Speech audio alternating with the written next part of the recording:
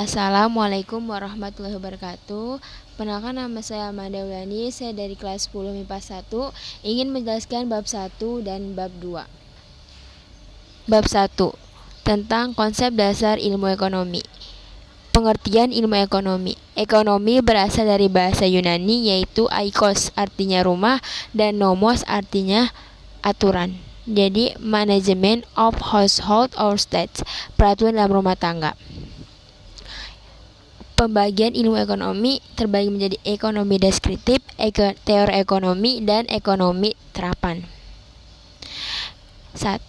Ekonomi deskriptif berusaha menggambarkan keadaan perekonomian yang terjadi sebenarnya pada masyarakat. 2. Teori ekonomi atau merupakan kumpulan asas dan hukum ekonomi yang digunakan sebagai dasar melaksanakan kebijakan ekonomi. Teori ekonomi terbagi menjadi dua, yaitu ada makro dan mikro. Teori ekonomi makro meneliti fenomena secara luas seperti tingkat pengangguran, pertumbuhan ekonomi, inflasi, dan tingkat harga. Kalau ekonomi mikro adalah mempelajari perilaku individu untuk perusahaan dalam membuat keputusan untuk mengalokasikan sumber daya yang terbatas. 3. Ekonomi terapan, yaitu dipandang sebagai cara untuk mengatasi atau solusi untuk mengatasi masalah-masalah praktis. C. Prinsip ekonomi, kegiatan ekonomi, motif, dan politik ekonomi. Prinsip ekonomi adalah dasar berpikir untuk mencapai tujuan tertentu dengan pengorbanan sekecil mungkin. Kegiatan ekonomi adalah sebagai langkah yang dilakukan manusia untuk memenuhi kebutuhan hidupnya, yaitu konsumsi, produksi, dan distribusi. Motif ekonomi adalah daya yang menggerakkan orang untuk melakukan tindakan ekonomi. Sedangkan politik ekonomi adalah paket tindakan untuk memperbaiki perekonomian yang bertujuan meningkatkan kemakmuran seluruh rakyat.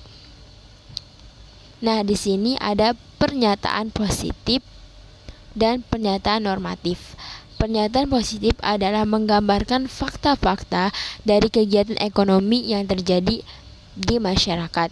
Sedangkan fakta normatif yaitu menggunakan studi empiris dan prediksi ekonomi positif, serta menggabungkan keduanya dalam pertimbangan nilai yang mencerminkan gagasan ideal tentang masyarakat dalam rangka memperoleh rekomendasi kebijakan. Nah, itu adalah rangkuman bab 1 menurut saya. F. Kegunaan ilmu ekonomi. Mengajarkan cara berpikir yang dapat kita gunakan setiap hari ketika mengambil keputusan. Cara berpikir yang dimaksud adalah biaya peluang atau disebut dengan opportunity cost adalah alternatif terbaik yang kita korbankan ketika mengambil suatu pilihan. Marginalitas adalah proses menganalisis biaya atau manfaat tambahan yang timbul dari suatu pilihan.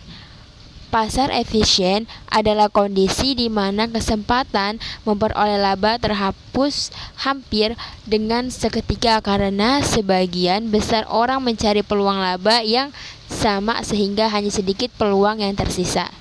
Itu menurut saya rangkuman bab 2.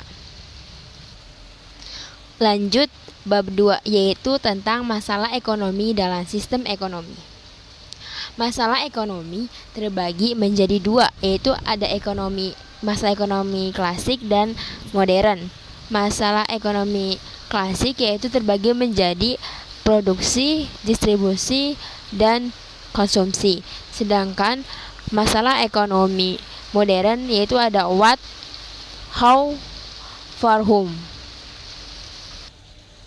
Lanjut, sistem ekonomi terbagi menjadi 4, yaitu ekonomi tradisional, yaitu ekonomi yang turun-temurun atau mengikuti adat istiadat.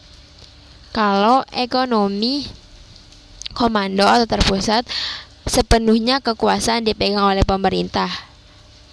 Kalau ekonomi pasar adalah ekonomi yang dipegang kekuasaannya oleh rakyat dan tidak ada ikut campur tangan pemerintah.